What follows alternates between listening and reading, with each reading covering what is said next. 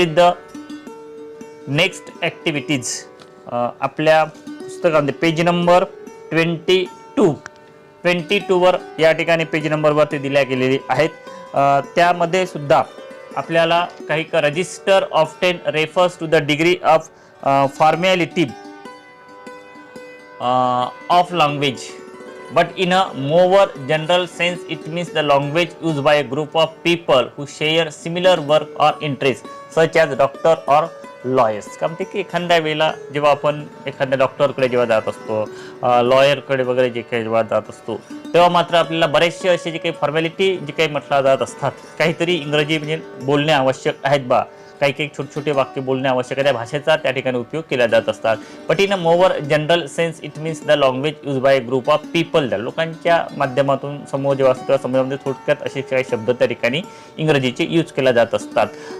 Who share similar work or interest such as doctor or lawyers. That here is to the activities. Imagine that your principal or a teacher is coming. कल्पना करा म्हणते की तुमचे principal किंवा teacher जे काही म्हटलं जातं, it's coming that. When you meet him, जेव्हा ते येऊन राहिले तेव्हा तुम्हाला त्या ठिकाणी भेटायला जायचं. You will never say that.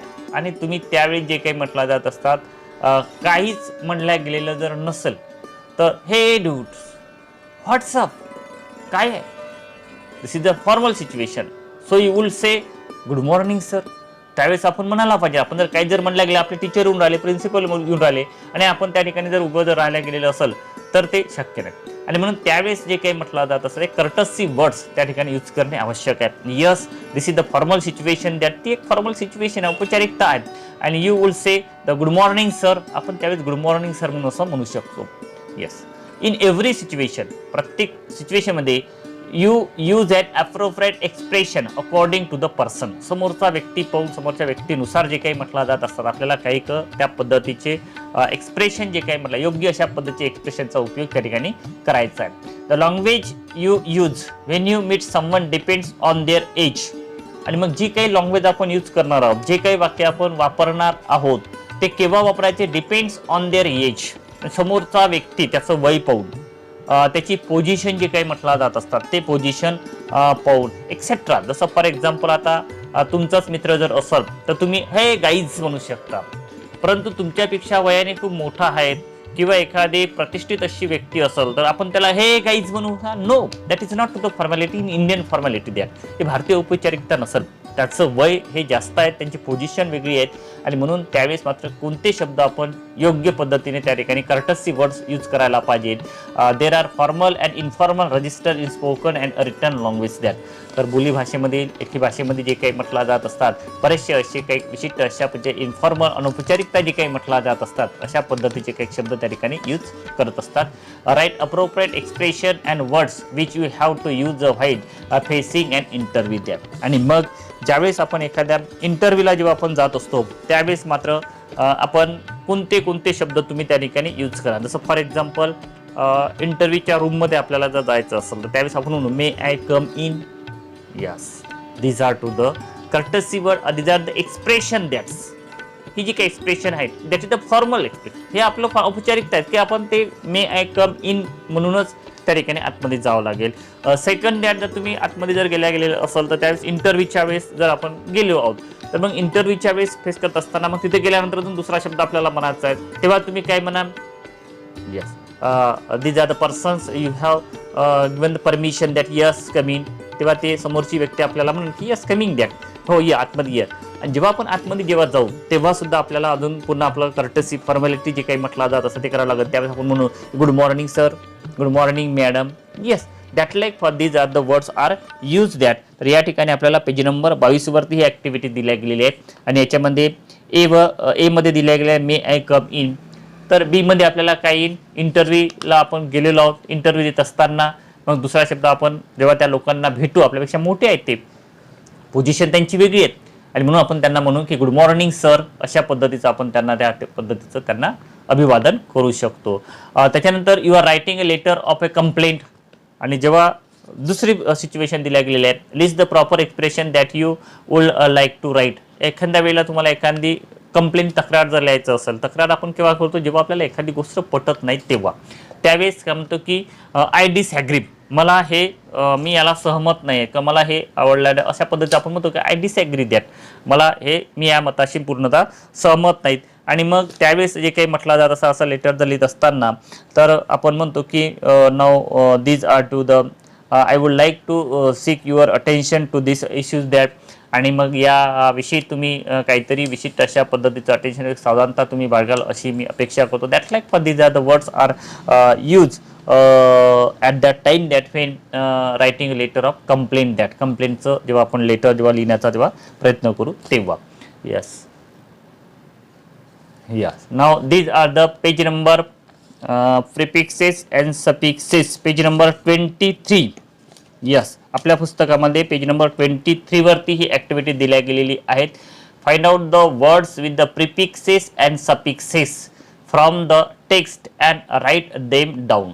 या ठिकाणी प्रिफिक्सेस आणि सफिक्सेस. यस, आपल्याला कधी कधी पॅसेजमधून pick out the word prefixes and suffixes असे काळा म्हणतात, प्रिफिक्सेस असलेले किंवा सफिक्सेस असलेले, किंवा मग दिलेल्या वर्ड्सचं एखादी प्रिफिक्सेस लावून त्या ठिकाणी नवीन असा वर्ड्स त्या ठिकाणी तयार करा. जसं फॉर एक्झाम्पल आता या ठिकाणी प्रिफिक्समध्ये काय दिला आहे, अनसिव्हिल, पण तो वर्ड्स कोणता आहे, सुरुवातीला सिव्हिल आहेत. मग सिव्हिलला काय आपण प्रिफिक्सेस करत असताना काय केल्या गेलेलं आहे की समोरून प्रत्यय लावल्या गेलेला आहे, UN चा प्रत्यय लावल्या गेलेला आहे, अनसिव्हिल. आणि सफिक्स, सफिक्स जर पाहतो मला तर रिक्वायरमेंट, आता इथं मेन शब्द कोणता आहे, तिथं रिक्वायर आहे आणि मग त्याला काय जोडल्या गेलेला आहे, MENT अशा पद्धतीचा शब्द त्या ठिकाणी जोडल्या गेलेले आहेत. मग असे काही शब्द या पुस्तकामध्ये या लेसनमध्ये जे काही म्हटलं जात असतात ते दिल्या गेलेले आहेत. ते लेसनमधले शब्द प्रिफिक्सेस म्हणजे काय, तर मूळ शब्दाला समोरून एक किंवा दोन लेटर लावणे. दोन लेटर म्हणजे ABCDEFGFIJ A to Z पैकी कोणतं, जसं आता UN लावलं या ठिकाणी, सिव्हिल केलं, सिव्हिलचं अनसिव्हिल झाल्या गेलेलं आहे. तसं सफिक्सचं इकडे जर पाहतो तर रिक्वायर आहे त्याला रिक्वायरमेंट लावला, मागून MENT लावला गेलेला आहे. तर असे काही शब्द जे काही म्हटलं जात असतात या लेसनमध्ये ते शोधायचे आणि त्या ठिकाणी ते लिहायचं. Yes, next activities page number 23 वर दिल्या गेलेल्या आहेत. Complete the table with the polite expression that we must use in our day to day life. आपल्या दैनंदिन जीवनामध्ये आपण कशा पद्धतीच्या ज्या नम्रतेच्या ज्या काही भावना आहेत, जे काही एक्सप्रेशन आहेत ते एक्सप्रेशन आपण त्या पद्धतीचं यूज करत असतो. डोंट्स अँड डूज दिल्या गेलेल्या या ठिकाणी. Yes, that like the questions will be asked in examination personal response type that. हा क्वेश्चन आपल्याला कदाचित पर्सनल रिस्पॉन्सच्या माध्यमातून जे काही म्हटलं जात असतात या ठिकाणी तो आपण कंप्लीट करू शकतो. जसं डोंट्समध्ये दिल्या गेलं की I want a cup of tea, I want a cup of tea, हे डोंट्स दिल्या गेलेलं आहे की तुम्हाला जर काय करायचं नाही, I want a cup of tea. तर do's, I would like to have a cup of tea. Yes, I would like to have a cup of tea. आता सेकंड दिल्या गेलेला आहे, सेंड मी द मेल दिल्या गेलेल्या आहेत. तर या ठिकाणी आपण जर डूज जर आपल्याला तेच वाक्य जर म्हणायचं जर असेल, तेच वाक्य I want a cup of T म्हणजे काय, तुम्हाला चहाची गरज आहे, परंतु चहाची गरज असताना मात्र तुम्ही directly I want a cup of T नाही म्हणू शकत. नम्रता, कर्टसीच्या माध्यमातून आपण म्हणू शकतो की I would like to have a cup of tea. त्याच्यानंतर send me the mail, send me the mail, send me the message, आपण म्हणतो ना व्हॉट्सअपचा मेसेज मला पाठव, send me the mail, send me the message, असं नाही. Now yes, could you please send me the mail that, अशा पद्धतीचं म्हणजे could you please send me the mail that, तू कृपा करून मला मेल पाठवशील का. तर that like for these are the words are use that. या ठिकाणी आपल्याला ते शब्द यूज करून, जसं go away or leave me alone that, go away इथून चालता वय, किंवा मग मला एकट्याला सोड. तर या ठिकाणी काय लागेल असा शब्द आपण कोणता कर्टसी वर्ड यूज करू शकतो. You are wrong, yes you are wrong म्हणजे तू चुकीचा आहे. तर त्यावेळेस आपल्याला त्याला राग नाही आला पाहिजे. जर आपल्याला समजून सांगायचं की यू आर नॉट करेक्ट, तू मात्र करेक्ट नाही, तसं तर तू रॉंग आहे, that's a bad idea. Yes, that's the bad idea. याच्यापेक्षा जे काही म्हटलं जातं आपण त्याला उलट पुन्हा कोणत्या माध्यमातून, पोलाइटच्या माध्यमातून त्याला त्या पद्धतीचं आपण म्हणू शकतो ते या ठिकाणी आपल्याला लिहायचं आहे. Yes. Next activities, page number 24, 24 page नंबरवरची ॲक्टिव्हिटीज बघा, वर दिल्या गेलेली आहे. Edit the given paragraph using a and the wherever necessaries that. Yes, a and the चा या ठिकाणी उपयोग करायचा आहे. ज्या ठिकाणी आवश्यक आहे त्या ठिकाणी ए अँड दी चा आपल्याला या ठिकाणी उपयोग करून ते तो पॅराग्राफ पूर्णतः सोडवायचा आहे. यस, जसं राकेश इज, ए दिला आहेत आणि अब्लिक अँड दिला गेलेला आहे. तर या दोनपैकी जे काही म्हटलं जात असतात, या दोनपैकी आपल्याला कोणतं योग्य आहेत ते त्या ठिकाणी ठरवायचं आहे. एचा उपयोग आपण केव्हा करतो, अँडचा उपयोग केव्हा करतो आणि दचा उपयोग आपण केव्हा करतो ते त्या ठिकाणी आपण लिहून दिल्या गेलेल्या 11वी मध्ये आपण ते घेतल्या गेलेलं आहे. इथं या ठिकाणी राकेश इज, ए आणि अँड दिल्या गेलेल्या यापैकी योग्य एक. त्यानंतर he grows professionally to become, a आणि द. फेमस डॉक्टर, फेमस डॉक्टरच्या अगोदर ए आणि अब्लिक द दिला, त्याच्यापैकी एक कोणतेही लागेल. As his father grows old, he takes care to spend time with his father bringing him tea in. पुन्हा मॉर्निंगच्या अगोदर ए आणि द दिल्या गेलेल्या आहेत, त्यापैकी एक कोणतं तरी आपल्याला सोडवायचं आहे. And taking him out for a वॉकच्या अगोदर दिल्या गेलेल्या आहेत ए oblique the.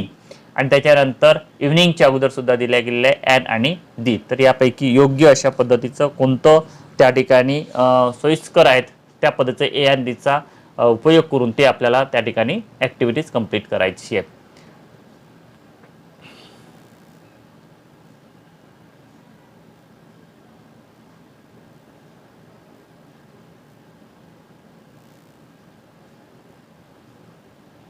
Yes. Spot the errors in each of the following sentence and correct the incorrect ones. या ठिकाणी पेज नंबर 24 वरती सुद्धा मात्र ही एक ॲक्टिव्हिटी दिल्या गेलेली आणि ही ॲक्टिव्हिटीज आपल्याला क्वेश्चन 1B मध्ये विचारल्या जाणार आहेत या पद्धतीची. काय होती की spot the errors in each of the following sentence and correct the incorrect ones that. काही तिथं या ठिकाणी वाक्य दिल्या गेलेले आहेत A B C D E F G H I पर्यंत, आणि प्रत्येक वाक्यामध्ये कुठेतरी जे काही म्हटलं जात असतात चुकीचं एक क्रियापद म्हणा, एक वर्ब म्हणा, त्याच्यानंतर कुठेतरी सहाय्यकारी क्रियापद जे काही म्हटलं जात असतात, प्रिपोजिशन म्हणा, ते कुठेतरी चुकल्या गेलेलं आहेत आणि म्हणून ते चूक आपल्याला शोधायची आहेत आणि शोधल्यानंतर ते करेक्ट जे काही म्हटलं जात असतात ते करेक्ट करून त्या ठिकाणी लिहायचं आहे. फॉर एक्झाम्पल जसं या ठिकाणी जर पाहतो म्हणलं तर पहिलं वाक्य जे काही म्हटलं जात असतात की Radha brought pens and distributed them between her 5 children. आता हे जे काही म्हटलं जात असतात तर या वाक्यामध्ये चुकीचं कुठं आहेत ते आपल्याला शोधायचं आहेत. आता Radha brought pens and distributed them between her 5 children. आता राधाने पेन विकत घेतल्या अँड डिस्ट्रीब्युटेड देम त्यांच्या बिटवीन हर 5 चिल्ड्रेन, आणि तिने तिच्या त्या 5 चिल्ड्रेनमध्ये जे काही म्हटलं जात असतात त्या वाटल्या. आता बिटवीन केव्हा आपण करत असतो तर बिटवीन हा 2 गोष्टीच्या मधोमध असेल तर, परंतु तो 5 चिल्ड्रेन आहेत, 5 चिल्ड्रेन आहेत आणि म्हणून या ठिकाणी बिटवीन जे काही म्हटलं जात असतात BETWEEN बिटवीन हा चुकीचा शब्द आहे आणि म्हणून तो निघल, प्रिपोजिशन आहे ते वाला, आणि त्या ठिकाणी अमॉंग येईल AMONG अमॉंग, आणि म्हणून वाक्य कसं होईल Radha brought pens and distributed them among her 5 children. असं बाकीचे वाक्य त्या ठिकाणी आपल्याला सोडवायचे आहेत. Here is the next activities. Page number पुस्तकातील 24 पेज नंबरवरती दिल्या गेलेल्या आहेत. Here is the read the following sentence म्हटल्या गेलेल्या आहेत.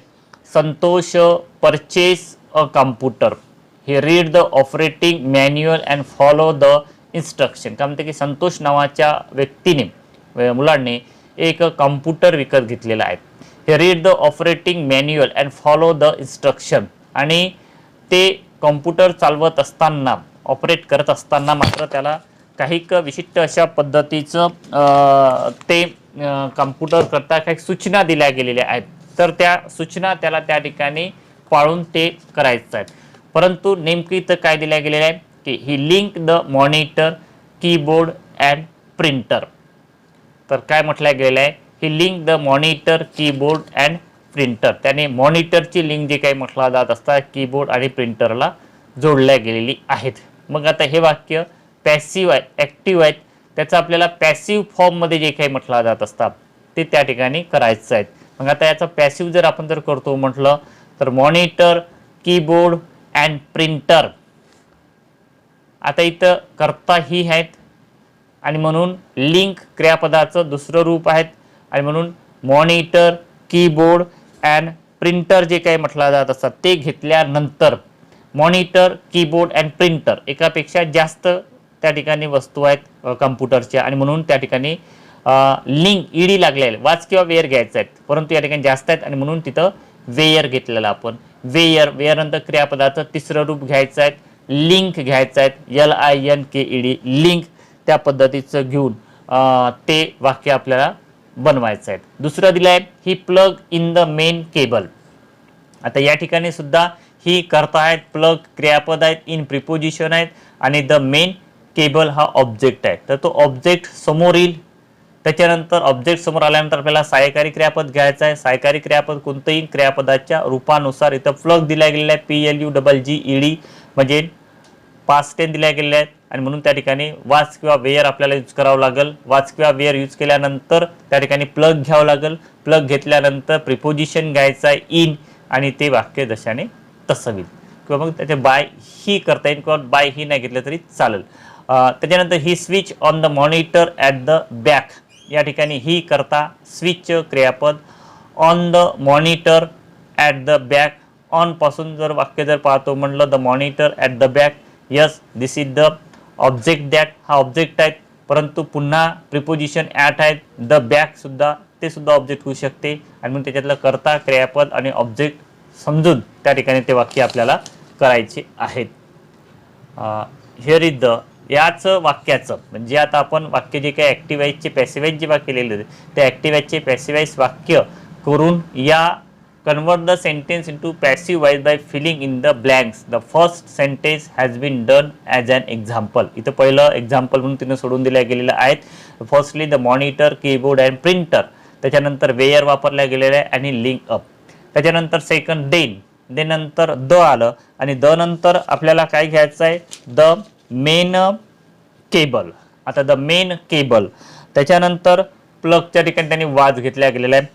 वाद झाल्यानंतर प्लग क्रियापदाचं तिसरं रूप इन आणि त्याच्यानंतर इन जे काही म्हटलं जात असतात ते इन आणि पुन्हा बाय ही इन, परंतु बाय ही घ्यायची काही गरज नाही प्रत्येक वेळेला बाय ही कारण तो संतोष आहे, संतोषला त्या दिलेल्या त्या इन्स्ट्रक्शन आहेत.